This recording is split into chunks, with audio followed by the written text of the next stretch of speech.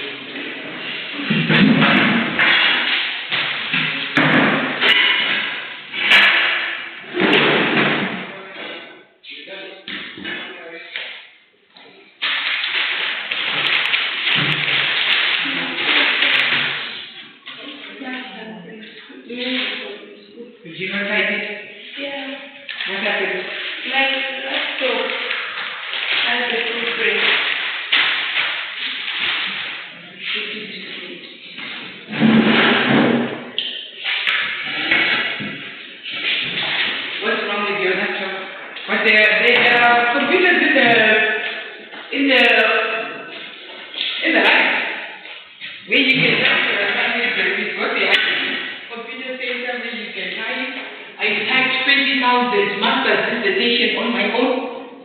20,000. Masters have been done for 10,000 words. You get your master's. When I did my master's, it was 20,000 words. And I think I went over 22 or 25,000. And then this is just a 3,000 time.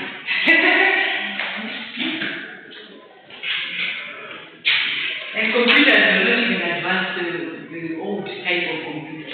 This is 18 years ago. This is 18 years ago.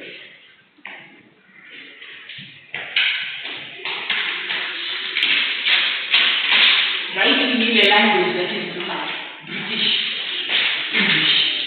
I'm not British.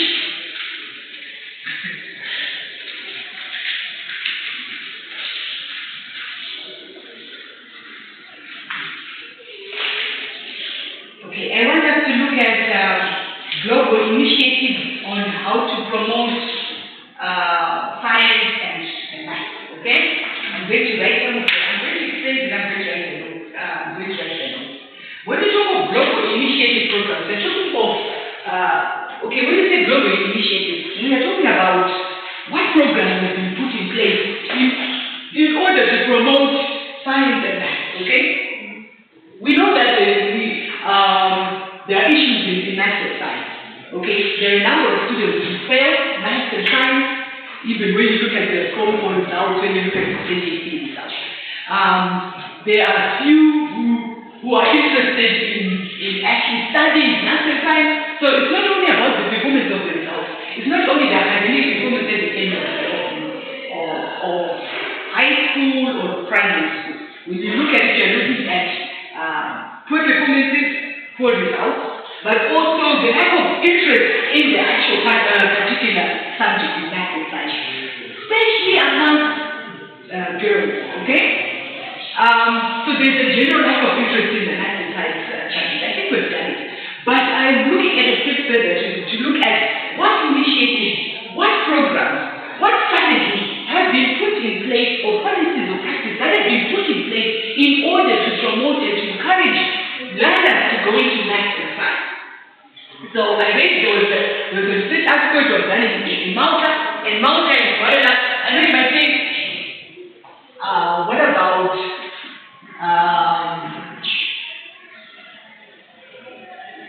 Malawi? Then you can go in for it. And then, but what I'm going to say is I wrote this because most countries copy each other with change. So there's nothing to understand. What you then look at, what you really realize when you research and you read and study on initiatives, you just find that maybe they try to localize it. Maybe they try to look at it from a different aspect. Maybe there's only one or two that are not similar. But most of these initiatives are European funded, Western funded. Therefore, when Westerners fund initiatives, they are bringing their own programs that they've already been running, or that have been unsuccessful, or that are outdated, or that are currently running. Just depends, okay? It depends on the initiative, okay? So the initiatives that are included are especially in South Africa. They've been introduced in Malta in New Zealand, but they are there in South Africa. I think they are there in some of that. Okay. There is one where the initiative, I think it was started in Malta 2015. And then it was run again around 2014 again. So the initiative, the program was aimed for primary school learners, to encourage primary school learners to enjoy and love and be interested in math and science. So what they did is they offered math clubs, okay? So math clubs will be done after school. So co-curriculum activities that are linked to promoting math as a subject and as a science. So those are math clubs, science clubs, okay, where learners would, after school, engage in projects that are related to science, be taught how to have critical thinking, brought science science project that can enable them to solve this project, to investigate the project, to research the project, to come up with findings, record the findings, and just relate themselves. Okay? So the math club, science club that were introduced, both primary and secondary school. Okay? Second, they also introduced what we call math Olympiad or science Olympiad. This one is an international initiative. It has been running toward most countries. Okay? I think they've got almost 100 something countries that they're running it. It's an international body that focuses on math and science students that are gifted and talented and give very difficult math. Okay? I remember even my nephew, my sister's son, he came first out of the whole of South Africa for the Olympiad. I think it was math and science. Okay, also see in the newspapers, he was the top out of all of them. And it was compared, it was international, it was not even the science, it was not the one that was stationed in South Africa, it was international. So it became, I think it was doing one that was being organized in New Zealand or America or whatever. But it was an international one, it was really a local one. The local one is all of that. The international one still became one, it still became first. And this one who got distinction for his medicine.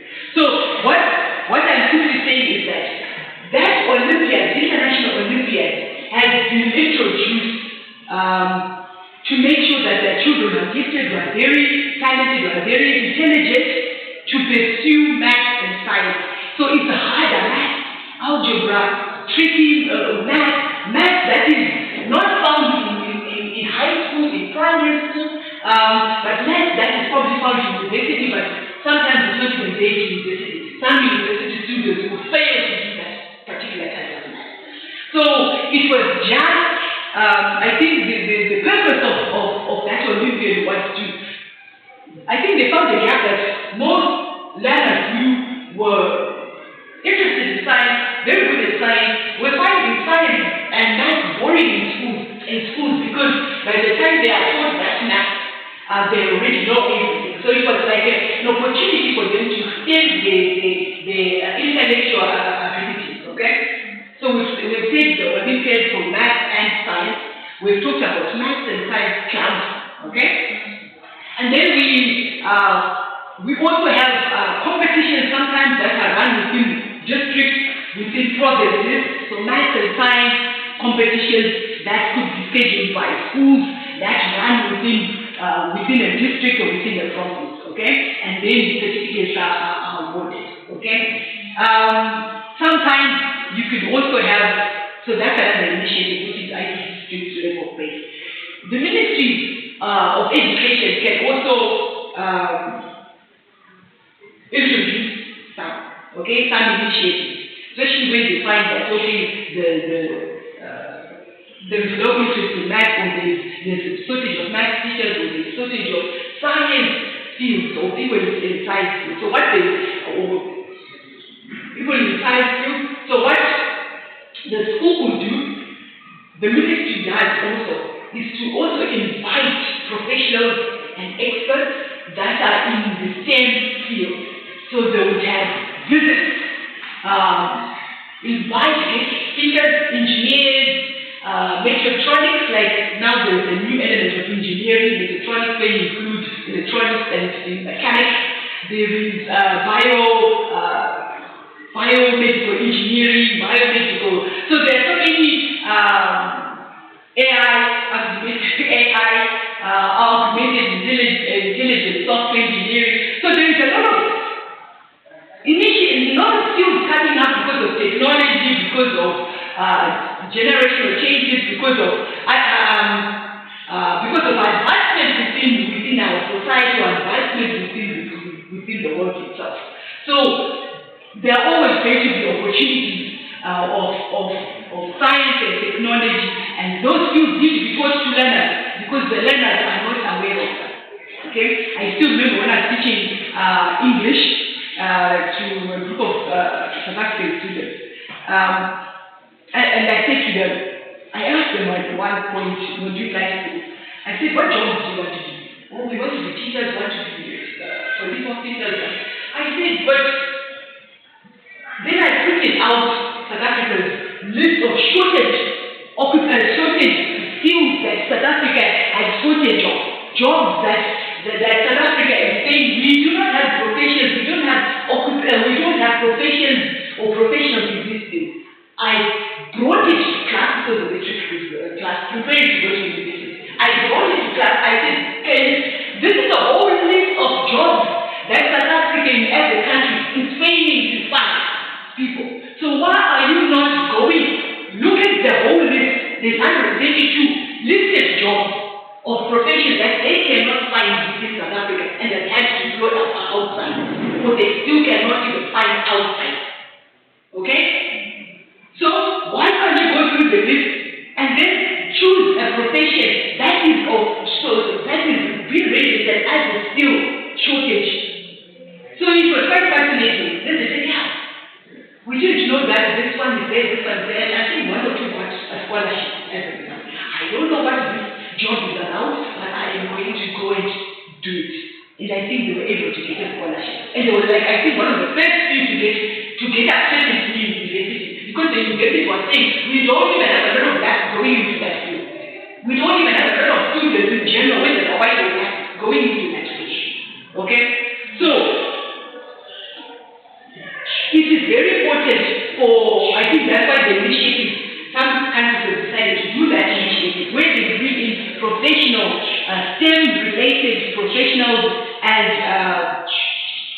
experts to come and talk to students so that they are aware that, okay, you can be an aeronautic engineer, you can be a pilot. So it's only when they come into the classrooms, they come into primary schools, they come into high schools, then that is that. And I got first experience of two that I know that. One wanted to finish A level, was going to university, and he had no clue of what he wanted to do. He was coming from the village. So he just said, I passed, I just want to do a science degree. Then he just met someone doing the orientation.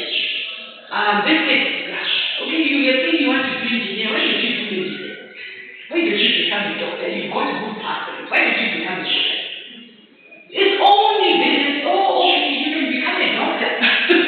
Then he find out, I don't know about someone who left A level, someone who went back to school after all of his business, was already adult, was the oldest person in his class. Yes. So he didn't make it by accident because maybe someone who said to him, why don't you do medicine? And I think they've been doing engineering for me. They said, why don't you do engineering? You pass that. Why don't you do medicine? You got two passes. Okay? And one also had a guest speaker. This is someone who's black in the UK. A student at the private school, a guest speaker was invited. Okay? A guest speaker was invited to come and talk about being a pilot. Okay?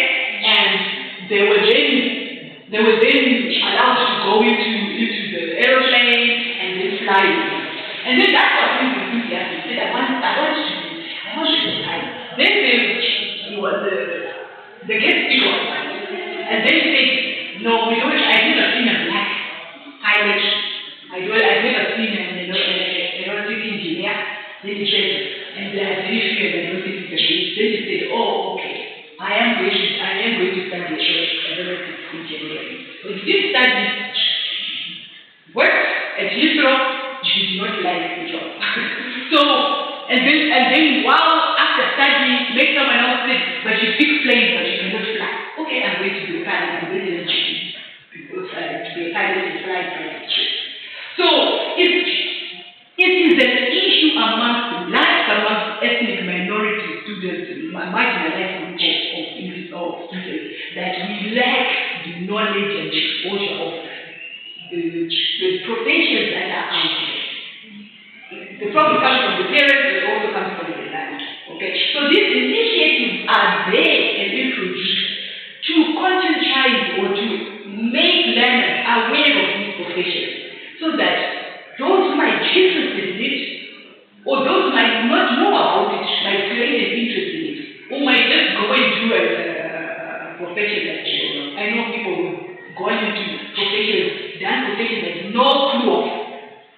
Okay?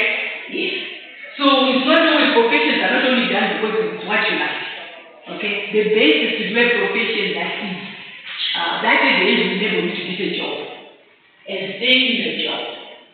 And earn money. And also then become something. Oh no. Okay? Yes. Because that is at the end of the day what we tell them, what society then values. But that is not the main essential part, but the way the economy is, and there is a high number of unemployment in all countries. There's increased unemployment. So you as a student you need to be very study. Okay? So these initiatives are trying to say to students, okay, do not just go into teaching or teaching the maths and science teachers still in demand, okay? Yes, the ECG teachers still in demand, but there are other professions that are very saturated. When you leave, you are not going to get a job. You are going to be unemployed. So you cannot blame anyone. Because you should have done your homework and checked that what in my country, what jobs are in shortage before one goes to university. So that I can earn a living, so that I can work and get money. So you cannot blame anyone that there's higher unemployment, you cannot get another job. The problem is with the student. The student was supposed to research and see which job would make you get employment. Because after all, employment is a one-on-one basis. Is it clear? So these initiatives are being done by the government, are being done by schools, so that they reduce unemployment. Okay? And also so that the learners that they are educating will fill the gap that the economy or the country lacks. Okay? Is it clear? Because the purpose of education is not only for yourself, it's for yourself, okay, for personal enrichment, also for your own personal knowledge and skills, and then for you to get a job later, and to feed your family, and to look after your family. But you also provide a service to the economy and to the country that you belong, or to a country that you do not belong, or to both. Is it clear? Yes. So that is the purpose of the initiative. Okay? So, I mentioned I talked about initiatives that were encouraging the learning of math and science in schools. New Zealand has done the same thing, but has also then taken it a step further and looked at and said, the problem is not within the schools, it's not within the students. The problem of why we have shortage of math and science professionals is coming from universities. It's coming from teacher training, okay? So we need to provide initiatives within the university. Any university, okay, that has got a math and science program, okay, we are going to fund. Then those students are going to be on a scholarship. And then after, the government is going to be easier for the government to recruit them and take them on, okay? So it's going to be easier for recruitment of these students, these university students. South Africa did it. It was called the food and shack, I think. They rolled it out for quite a while. They were giving bursaries, scholarships for anyone wanting to train in teaching. Because at that time, I think after the there's a shortage of teachers and particularly math and science teachers. So they were giving scholarships to universities, government universities were getting grants to actually teach these learners. Okay? So they told them, the only thing is that they're very oversubscribed. Now there's a number of teachers that have gone and then unemployed, I think they forgot to actually do the statistics and check and see, okay, we've got this number of learners, or we've got this number of teachers that we need. Okay, so let's be strategic. Let's allocate it from each university. They're only going to get maybe 30 students to meet this year's need of teachers. They will put a cap on it. Okay? So they did that. Okay? Even UK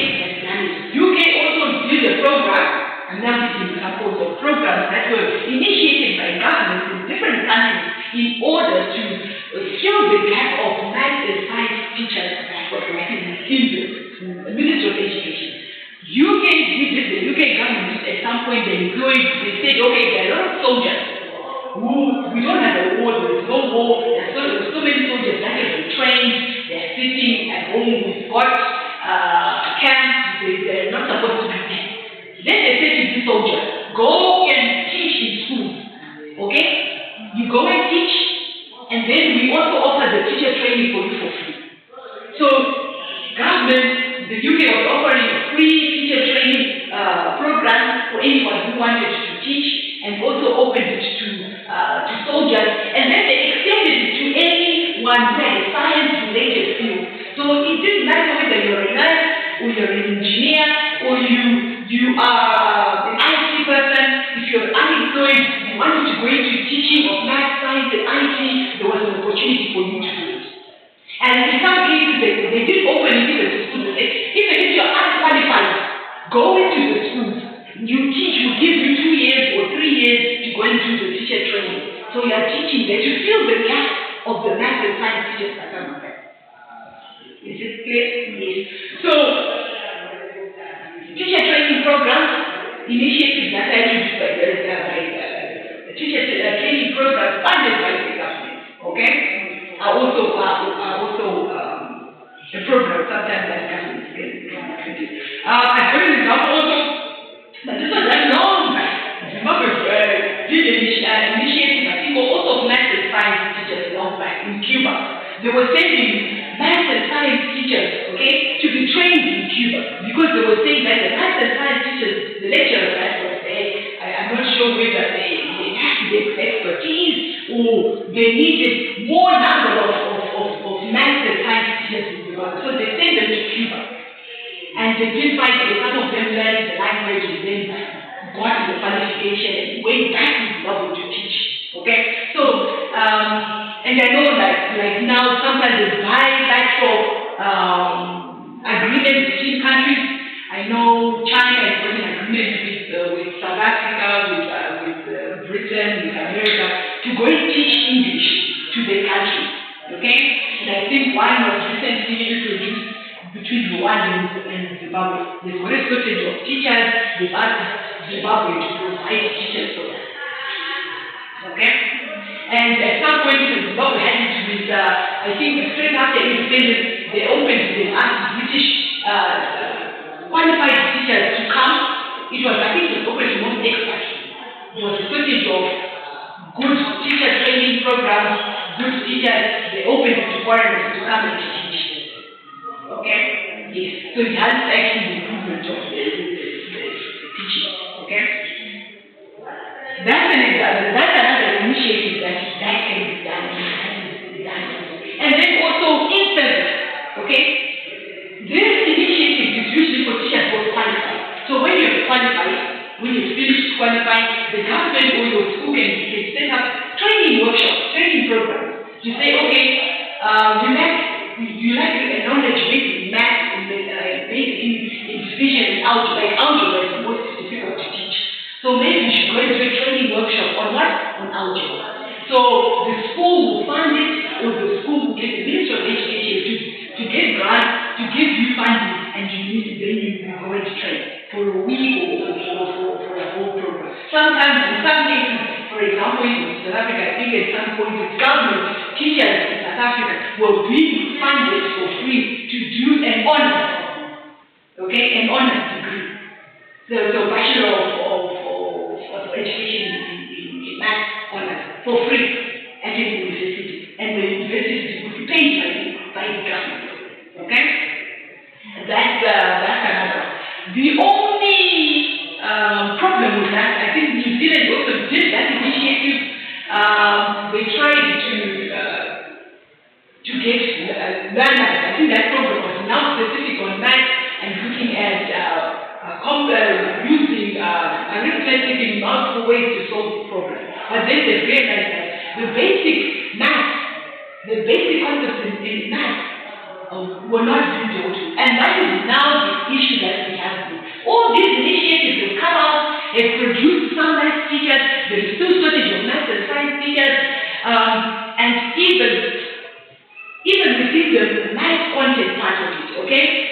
You now have a serious problem with learners. Learners do not know the basic math. They don't know how to multiply, they don't know the time tables, they don't know how to add, they don't know how to count. So we need to go back and teach those basics. So there need to be initiatives that should be targeted at teaching basic math. Is it clear? Understood. Do you have any questions? Do you know any initiatives that have been done in Malawi to promote the use of math, to promote math and science? I forgot also the other one where there is lower points, there is lower entry university points, okay, for women, in other this has been globally done, okay? In the UK it was there, in South Africa it was there, in Zimbabwe it was there. But I think now Zimbabwe stopped it. What they used to do was, they used to say there is lower entrance university points for girls or for marginalized groups, okay? You can say if you are black, ethnic minority, if you are black, if you are Chinese, or if you are Indian, Asian, your point to go to medicine, to do certain careers that are science related will be lower, okay? And I think Zimbabwe is not going to do it for women. But and then when there was a lot of, like South Africa, is done in medicine.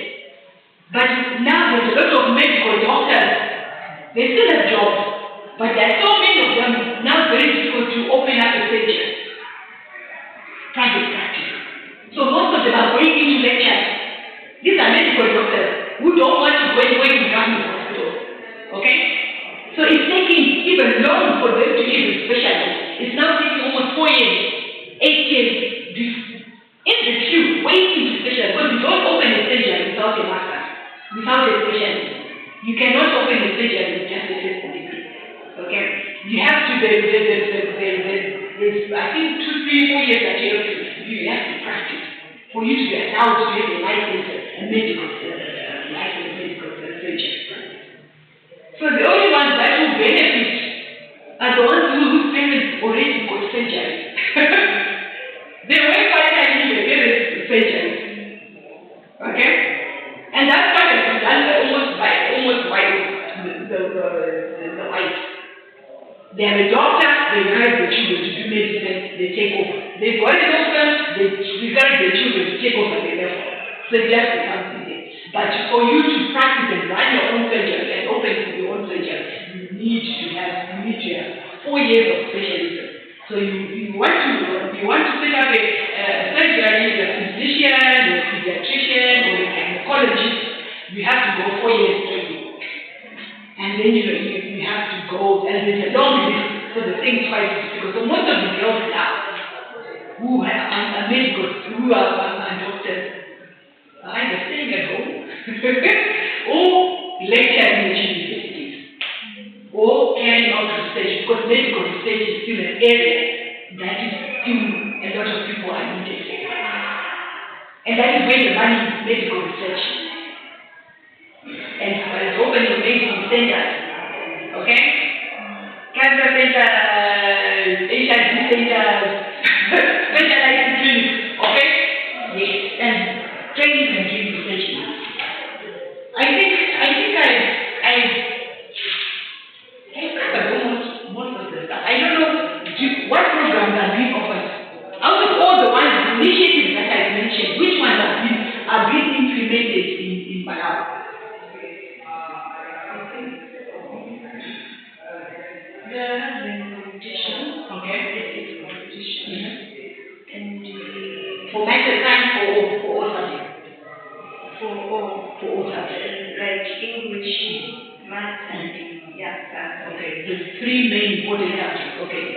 Then math club. Yeah, math clubs are there. For example, in secondary school, yes, they have on days. Yes. Every Thursday is an are they combined or are they separated? Separated. Okay. Yeah. This is week, next week, okay. And the Olympiad is Malawi, but it's set up to promote math and science. But I think you can register on it. They send you math, and exercise, and you have a specialized teacher that will teach you all the math. You do a competition, you go into tests. Some of it, I think, is a lot of be done in Johannesburg or something like that. So international educators from all over, mathematicians, professors from all over the world come and give you that test, and then if you pass, and it's very test, it's very short. They also check on the speed of the math, of accuracy of the math. But one can do it because you can just check on Olympiad, international Olympiad, look at, especially on the math teacher, you can just produce it at school. And I think they should give it, but also, I think it's better to do it in primary school, but these are initiatives you can also start introducing in preschool. Yes. Because interest of a subject starts when you're young. 3, 4, 5 years, 8 years, 8 years is a very old.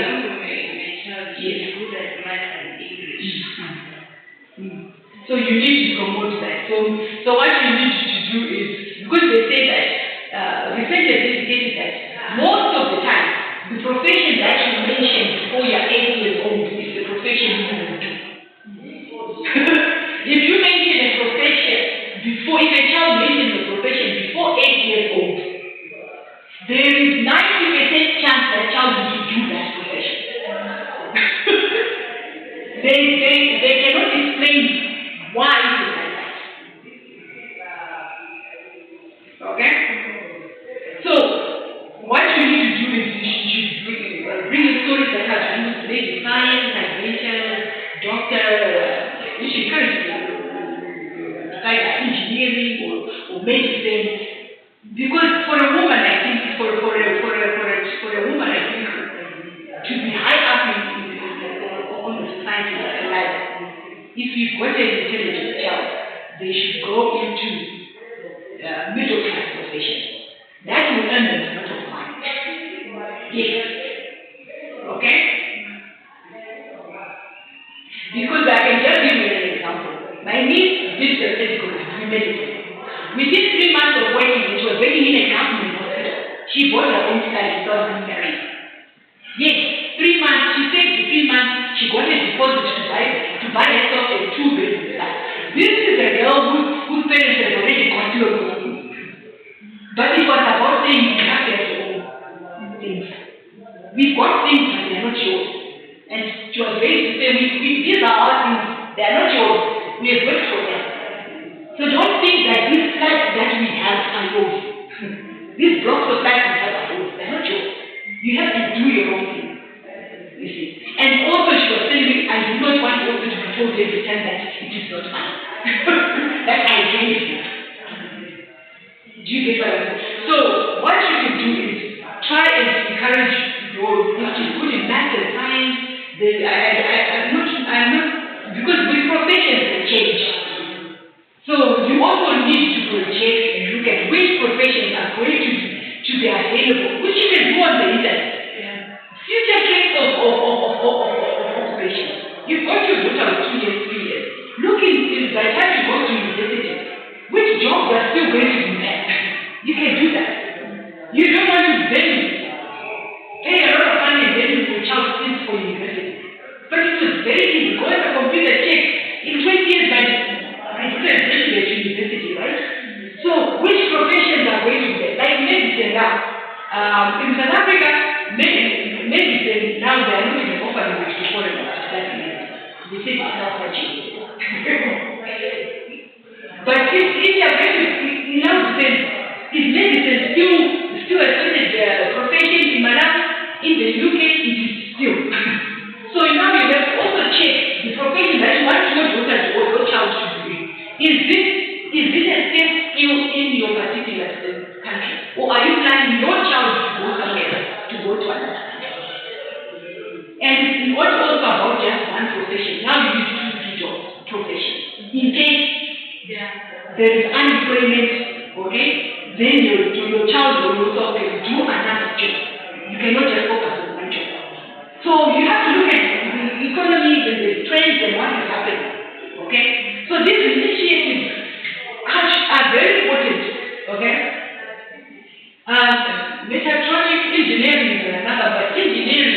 I still don't know when we sold engineering, you can get a job, until 2001, 2002. I saw some engineers, even in the UK, there was a job immediately of someone who's, I think it is mechanical engineer, but is jobless and homeless in the UK. And I was actually quite shocked. So we are feeling that, okay, everyone should do engineering. We need to be specific and educate our learners. And it's your job as a teacher to provide that information. Yes, engineers are needed, but which ones are now saturated? Don't go into mechanical engineering. You will not get a job unless you have decided to go and move to another country. And this country is where they are looking for jobs. They are looking for mechanical engineers. Okay? Because you don't also want your child to be an engineer sitting at home. Okay? Are you understanding? Yes. So you cannot broaden it and say, even with medicine, which type of medicine is used in Scottish? Okay? In which country? Okay? I'm speaking of science-related fields. Okay? Like for example, now they're saying there is a high demand for what you call it, skin doctors, dermatologists, or something like that. Cancer will always be there. So one can look at it and say, okay, you want your child to go into medicine. It's still science, but you're still talking about science initiatives. Okay? Within medical fields, which fields are still open? Which fields don't have? Even medical research itself, it doesn't even need a lot of points. There are no few gaps, there are very few gaps in medical research. When you just go and do it, it's researching diseases, coming up with tablets. It's got a lower entry point in medicine. Are you understanding? So it's not only medicine that ends a lot of money. Are you understanding? There is a global housing crisis. So maybe going into professions that encourage what? Building. Are you understanding? Yes. They are named for the child to be unemployed. They are named for the child to at least have a job to start off throughout the career, throughout the adult life. Okay? Is it clear? Yes. So, yes, I'm simply telling you so that you yourself can do it to the students that you are going to teach. Is it clear? You are the career advisor. Sometimes you are the parents to those children. The parents, sometimes some learners coming back from parents who don't go to school themselves. Who've gone to school but think that it's only teaching and nursing that you can get into. That are not exposed to different information and different knowledge. So it is, you are the career advisor, the point of information to your learners. It does not matter whether it's preschool, primary, or high school. Is it clear? Yes. So let me just write initiative, because the question is trying to say what are global initiatives that can be implemented to promote math and science. Okay, in preschool, in primary school, okay?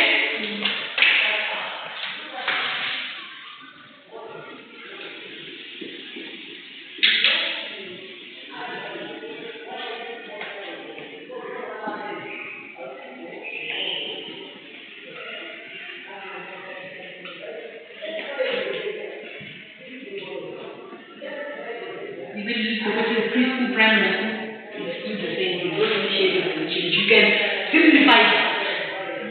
Even in dress up, bringing clothes, to playing doctor, playing fireman, playing pilot. It's encouraging math and science. Okay?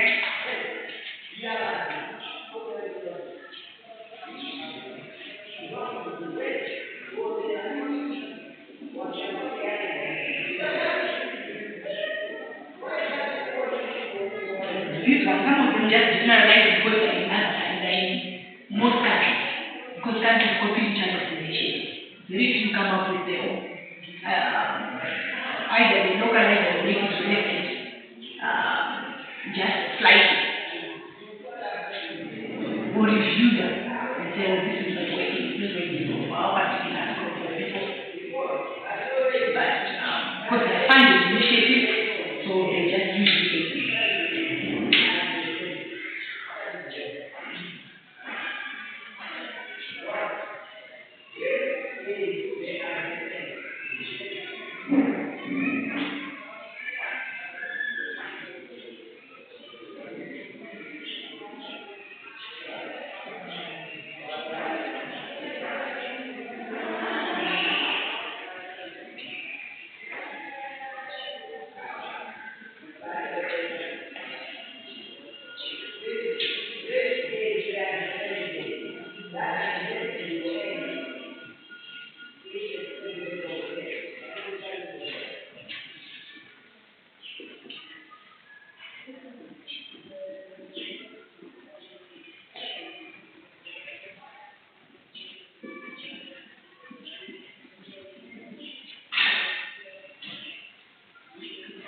the whole point of this initiative is to make science and math popular, to make it increase in numbers, make people interested in it, okay? Increase enrollment, increase in interest, increase enthusiasm, to increase academic performance. That is the goal of this initiative. And to also then reduce the unemployment rate or to fill the economy shortage and shortage areas, okay?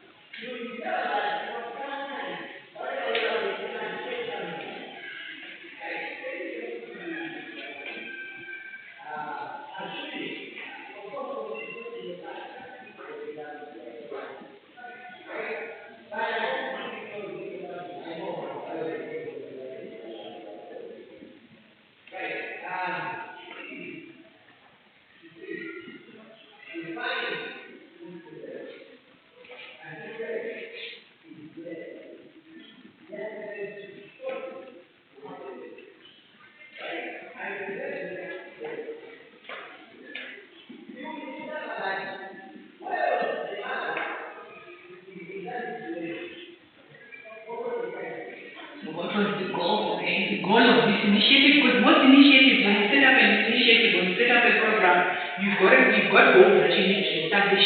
What do you want to achieve? What targets do you have? What are the goals? And they should be stipulated and they should be evaluated, monitored, and implemented. And how you then put up specific actions that you're going to do in order to meet to make sure that those goals are met. Okay? And how it's going to be reviewed and how you're going to reflect on it.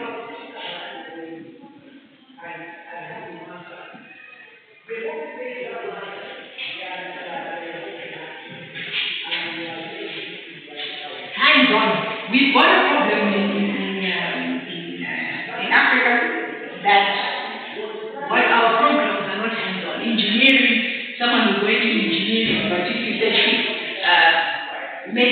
like you've got mechanical engineers, but we've not had one who can design a car, come up with a car. and it's not only Africa, because now they're saying it's actually global, it's actually now a crisis. That's why we are having cars that have been manufactured with defects, because they've got a shortage of mechanical engineer designers, okay? And they say the ones that are there are coming out of university with no hands-on. So the cars that are being manufactured since from 2002, there's not been a car that has not been manufactured without a fault. You can Google it, okay? All cars that have been manufactured from 2002 have got a fault.